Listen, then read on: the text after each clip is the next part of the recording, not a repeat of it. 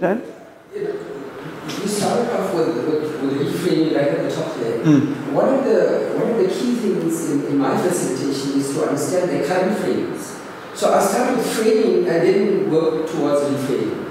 And I see that you started, you already had a session around that. But reinforcing the reframing is understanding some of the current frames that are coming with, because it doesn't disappear from your first session that you had with them. They're still carrying some of those old frames that they're holding. Now, just for your interest, when this is facilitated appropriately, and I'm saying this to Jean, there should be on that file 2 sheets of paper. There's a sheet of paper indicating a graphic interpretation of this learning style of those students. So you've got a picture available on the folder, because your facilitator in this program would have done it here. So you would see, I've got 4 divergers, 3 assimilators, 10 convergers, and 1 accommodator. You should understand that dynamic. We're going to talk about it later. The second piece of paper that should be there, there's also a frame or a graphic depiction of how does this cohort of people interpret reframing of workplace. So you will have an indication there that of this group, 10 said they embrace a symbolic frame, which means certain things, and 7 embraced a structural frame, and 2 embraced a political frame, and 5 embraced a human relations frame. That's key dynamics for you. Because if you sit with a cohort of people who, as a majority, embrace a particular frame, well, that will inform your facilitation. Because it's not for us to change that frame. It's for us to appreciate that frame. Or to challenge. I mean, for example, to accommodate, we worked with ESCOM in a group where the majority, almost 90% of them, said that they realize they are trapped, because I asked both questions. They are trapped in a human relations frame, or in a political frame, which means it's all about power and conflict. But they were aspiring to go to a structured frame, which is all about creating contingencies for the future. So that's where they want to go, but they're trapped here. Now, when you do your piece, you should know that. So your comment must be, if you look at those notes and say, guys, how far are you on your transition from political to structural? And are you still want to be structured, or have you actually changed your mind? Now, those are all the upfront reflections that you could do to connect with those students, because the work is done. It's on the folder. It's very good information. All right, Sue? No, I'm sorry, I'll challenge on the folder. On the folder. So the key account has got a folder, and it's somewhere in their system, it's on the folder. So when I finish my workshops, that piece of paper goes to the key account. It should be, and ideally it should be on Moodle. So Well, you can't get it on, how will you make a photograph? I'll show you. Whatever you put on a folder, you can put in Moodle. Okay. But what I'm saying is we need to get the facilitators to connect regularly through Moodle with the student, and all of these documentation should be available to them. But it's sheets like this. So I expect whoever now does this will have those 2 sheets of paper. There's a graph of the learning style of the group, and there's a graph of the frame of the group. There's a document on every student's strategic drivers. Those documents are all in there. Okay. I'm not going to go further on this. I think I made it quite clear. All right. Okay, so let's go to the next piece. Jean, do I still have time? Okay, the next piece is what we are trying to create and have done a concept piece on, and that's what is the meta framework at Da Vinci. So what is the overarching piece that, whether you lecture stats or project management or international relations or business analysis or health and safety, what is the meta framework? And I want you to look at this document. So we said The meta framework is that of experiential learning. And this is really simple, in my mind, at least. That when we look at our students, I would like us always to think of them in terms of at least the following 4 components. That whatever you do, you would allow yourself to understand what is the current reality or the concrete experience of the student. Are you challenging them to make a reflective observation? Are you challenging them to make an abstract conceptualization of that reflection, of that reality? And are you challenging them to make an active experimentation and implementation of that concept that they've derived from the reflection, from the experience? Now, your input and my input as a facilitator is only one piece of the experience. It's only one piece. But you must allow through your facilitation and through your assessment to tap into their reflection on that, not regurgitating it. What do they understand of what they've experienced from you and me? What is the concepts that they've derived from reflecting on what we've facilitated to them? And lastly, what is how are they going to implement this? What they're thinking, of what they were reflecting on, of what they've experienced. And I want to pause here because I'm not seeing this happen. And I want you to help me. Linda? Why do you think is it not happening? From a facilitator's point of view, Yeah. or from the learners? Or from both? I think there's a gap in the processes that we have, in that perhaps the facilitators do not have direct insight of what actually goes on in the student's workplace. And therefore, when they're facilitating, it might tend to be superficial without actually drawing on relevant content. But surely I don't, if I'm a facilitator and you ask me to facilitate in a bank today, if I allow a reflective observation, I will allow the students to take me there. So I almost want to say I'm less worried, because otherwise we go back to the notion I must be a specialist to understand. And I almost deliberately want to say, as a Mode 2 university, we don't want to be specialists. Let's get another perspective. I think, for me, it's twofold. I think on the one hand, it might be a problem with the design of the learning program. So because if you're going to design, you want to have experiential learning, then it needs to build into your design of the content, first of all. And then secondly, I think that your facilitators also needs to understand what is experiential learning. And if that's because on the one hand, the design will inform them in terms of the content, and secondly, the facilitator understands that. Okay, so let's make it easy. We're not designing material fancifully. If I have it my way, I won't do any design. I will take snippets of reality, and I will put it to you and say, okay, we're going to have these 4 articles today. And the outcome is we must build a house. So here's some articles on building a house. No, let's engage with each other. Then I still believe that your facilitator needs to understand what experiential learning is. Yeah. Because if you're only going to focus on case studies, and then you're only going to focus on the experiential side, but you need to build in a bit of time and actually reflect on all of that to actually take into that other side. Yeah. Now, when you receive a student, as I said already, they are populated all over. Okay? So now you're lecturing or facilitating, and you've got this profile. Do you know what is your style? And have you done it at Da Vinci? No, I've done, but I know my style. Okay. Well, hopefully Da Vinci will help you to get your style. Gene. Maybe they must just all do a learning style.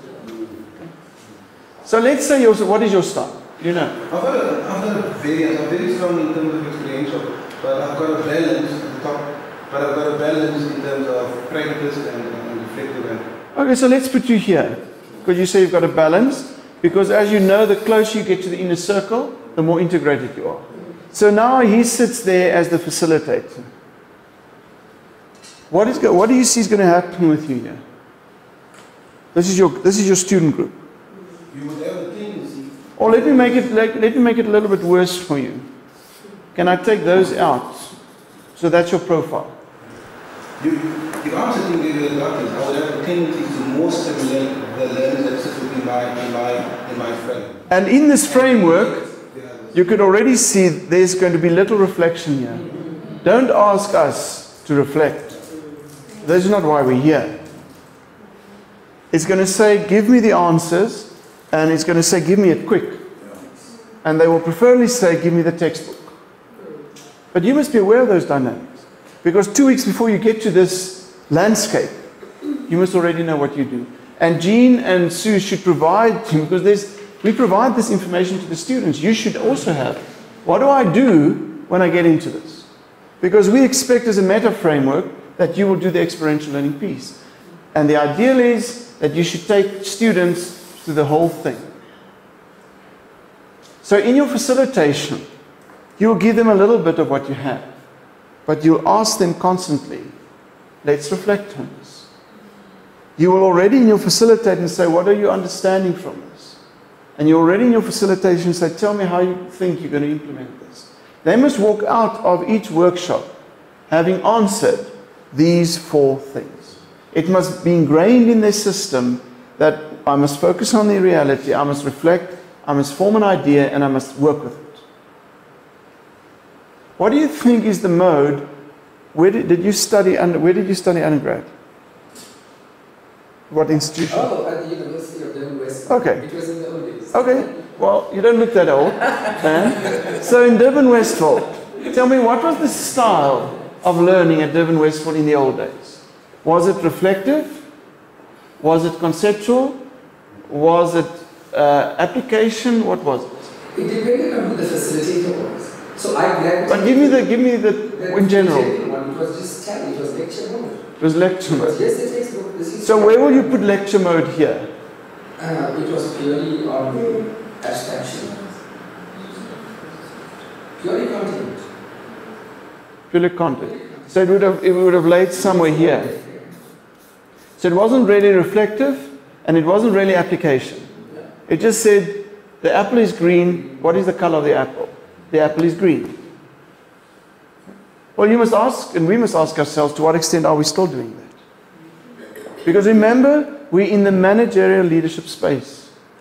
If we were in engineering, it could have been tricky. But managerial leadership wants to drive the notion you must have a full brain functioning individual. Lynn? I think that facilitators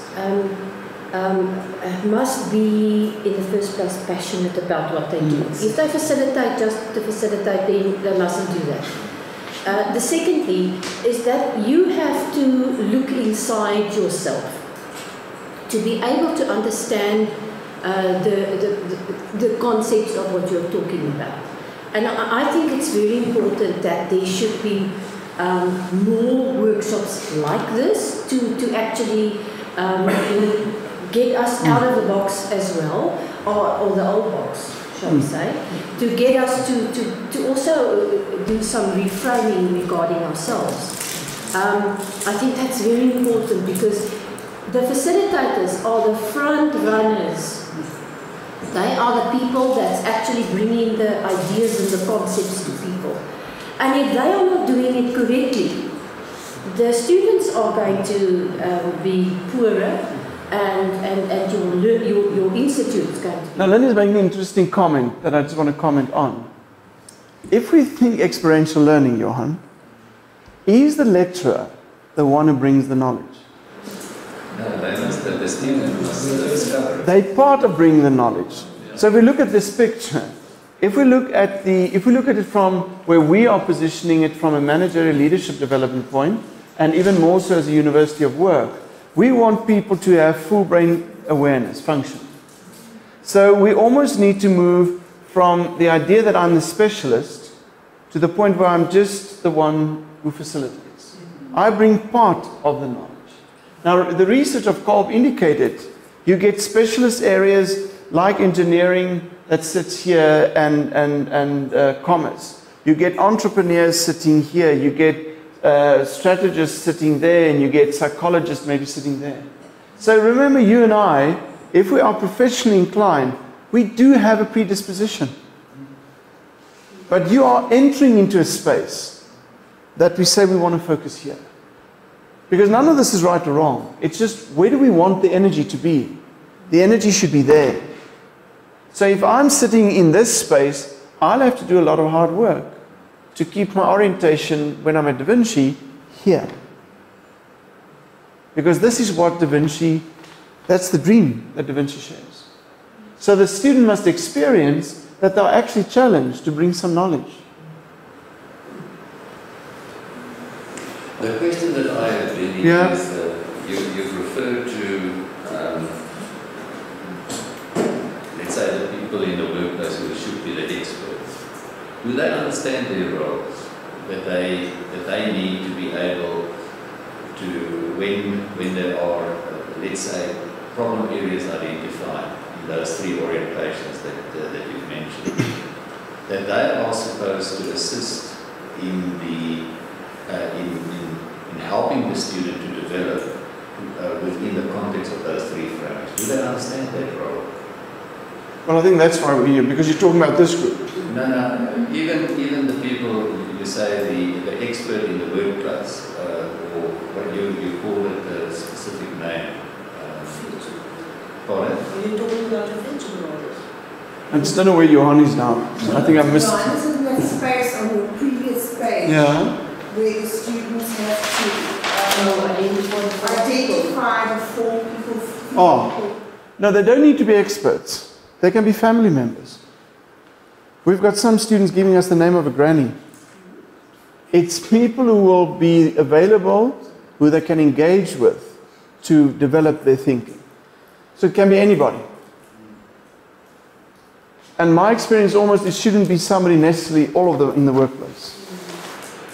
But one of the things that I see here is that many facilitators come to the party as subject matter experts. Yeah. And what they do, that's why I make this comment also. Yeah, they have a difficulty in transitioning to the center. Well, that's and we. That's the gap. But I think that's us. That's us. I think that's exciting part because you have to be a subject matter expert.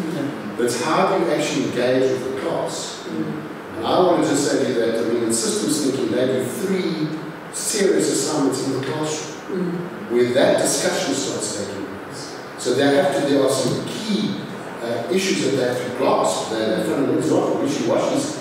But how do you actually create that environment where this can actually be exposed in the classroom? And that's really the huge debate. So if you're teaching, work breakdown schedules in project management, for example, there's no harm in creating an environment in the classroom where people can actually turn around and say, I've got a different view on this. Now, I understand that. But if you are stuck as a subject matter expert and you don't encourage discovery, then I think you have a problem. And I think that is where some of the lecturers come from. Yeah, I'm just thinking that, just while you're talking here, is that I think each one of us has to attend. We should have a potted version of systems thinking and a potted version of the reframings. Even though it's for in the morning we do the reframings and in the afternoon we just give everybody a kind of a quick dose of this, because that will give people an opportunity to understand how you can, as a facilitator, move into that. I think that's very good. Well, what we do have is video recordings for the BCOMS groups of yourself and Benny in action. So maybe I can make that available. Well, I think videos. I think we could all benefit. If people are going to give up another Saturday, maybe it's a bad idea. But the point is that in a Saturday, people walk out here and say, "I now understand this philosophy." I like the idea. I think I like the idea, and we can position it and people can participate. I think that's something we must talk about. Last comment there? I just think from a facilitator's point of view, because I can see this happening in real terms, and I think that's why facilitators revert back to the area specialization, because we're asking them to understand pedagogical framework and then also have a flavor to it in terms of Da Vinci and tips and so on. And I think I see it, I look at our second, third year econ guys and expecting them to be on, if you looked at their call as a journey, and was kind of surprised. I said, well, the thinking is still back in the specialist area, you know, and it surprised me, but didn't surprise me because we as facilitators can't connect these dots. How do we expect them to? And I say we are struggling with this, because we are aware that society doesn't really operate like this. Because we're still informed predominantly by a Western perspective and a Northern perspective that said you're rational and you're pragmatic. That's where we come from. That's what we represent. But that doesn't mean we need to keep doing that. And Da Vinci is very clear in saying, help us craft an energetic space. All right. Now, and I want to start ending off because my time is running out. You would see on this chart, we indicated here on the concrete experience aspects related to Kolb's learning framework, constructivism, the Genevan framework, management leadership, and integral research. Now, those are all just examples. And you would see there's a bubble that's open, meaning there can be many more bubbles. I think one of the bubbles that is added there is just when Roy spoke now, I realized, Marty, is systems thinking. So what we're saying is we are deliberately exposing people to certain concepts from an experience point. Deliberately. We're not ashamed of it. We're deliberate, we're blatant, we're transparent about it. What we hope will happen in future is that all of us will add more to those bubbles. So these are not the right bubbles, these are just some of the bubbles. But these are frames of thinking. And there are more frames of thinking, we haven't listed all of them there. But we want to be aware, we know that we're putting a frame of thinking in there. We must be sensitive for that. Not because it's the right frame, just because it's another frame. On the reflective side, we want people to be aware of themselves, on other people around them, and on the social context. And again, there can be more bubbles. We haven't exhausted the list. But at least when you facilitate, ask the individual, where are you in this? Where are you as a group in this? And how does it fit into your socio-economic reality? Ask that question. It's not just a question that one must ask. All of us should ask that question. Because in that reflection, you create the awareness as it relates to me and to us and to the social reality out there. The third component on the conceptualization, we want them to think around aspects related to professional development, to what constitutes transdisciplinarity, what constitutes heterogeneous engagement, and what constitutes social accountability. Those are key principles of this university. Key. I'm not seeing enough of those four voices in our assignments. I'm not hearing students talking, what is my social accountability, and how have I, in a transdisciplinary sense, engaged, and how have I broken from a very one-sided view to a more heterogeneous view, and how has this impacted my professional development? I don't hear enough of those voices. But I want each of us to ask that question.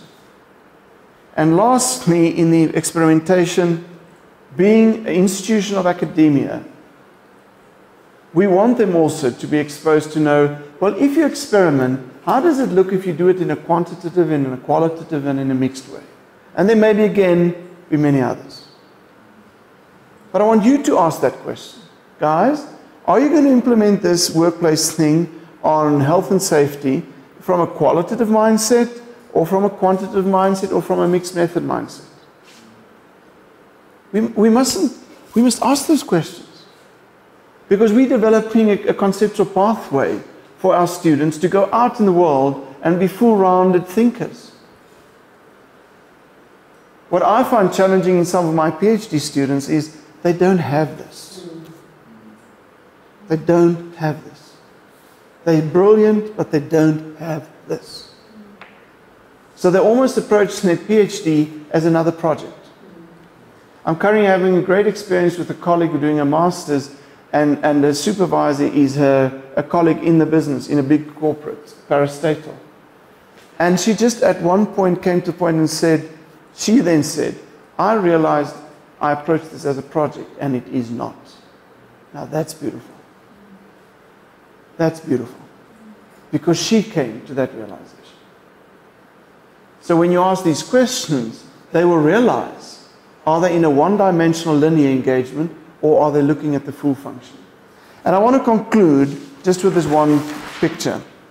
When I look as a social scientist in many people that I've worked with in the corporate world, I often see this kind of activity. They go from one point to another. Sometimes it goes a little bit up, but the next time it goes down, and then it goes up and it goes down. But it's like this. It's a mess. I believe if we can establish this meta framework, you should get people that will start at some point where you get them. You get them here, but you will get this, and you get a reiterative and an ever-widening cycle. This is what we want to bring to society. I don't want to bring this. This can be very knowledgeable, can be very specialized, can be brilliant. But then why does the psychology practice and the coaching practice, why is it overrun by these people? Because they need them. These people won't need them. They're co-creating their own realities. They know where they're going. They're successful managerial leaders. These are successful executives, but probably in, unfortunately, a number of cases, very unsuccessful individuals. Any last comment? Question? I just want to there's one thing that I think all of us must just really take cognizance of. We say that, certainly at the master's and PhD level, when they come to the Vinci, their case studies are coming. It's fundamentally. And so one of the biggest struggles that we have is people who are used to sort of teaching an MBA program, with case study approach, case study approach, case study approach. You guys, and all of us are here because we have something to offer, and also to stimulate the debate. And that's, it's very, very dangerous to fall into that case study process. And it's something we need to take into consideration. We say to our partners who are the companies that are sending people here to Da Vinci, they come here with that work-based challenge, which is the corporate case study. They are concerned about becoming more adept, understand the business and the business and making a contribution. So let me conclude, sorry for this. What Roy is saying is key, and it reminds us of something else. We don't do syndicates, and we don't do case studies. So I don't want students to think they can work in syndicates, in the sense that they see it in working at other institutions. You can collaborate with anybody, but you must apply your learning in your reality. I want to ask another question. Whom of you, Jean, bear me for being naughty, whom of you who are lecturing, facilitating, are doing pre-work assignments with your students? Because we sell that as part of our offering to corps. We say we do pre-work assessments. But I just have to realize lately that we are not doing that. So I want you to be aware, before you tell a student anything, the first experience that you're going to start with, that I would like you to start with, is asking the student, what is your understanding of project management? That's the pre-work assignment. What is your understanding of international relationships? What is your understanding of health and safety? Because that gives us a very important piece of information. Where is the student's mind? Now, if you in your pre-work see everybody knows exactly what's project management, you're going to facilitate differently. So that's a key thing that we want to talk about, is the pre-work assignments. The syndicate matter, the case study matter. And to conclude, in this meta framework, you will see on that picture, right in the center, we put in tips. Because we believe that is the energy that will hold this meta framework together. So whatever you do and I do on this learning journey, the meta framework exists, and at the center of the meta framework is tips. And Roy will talk in more detail about it.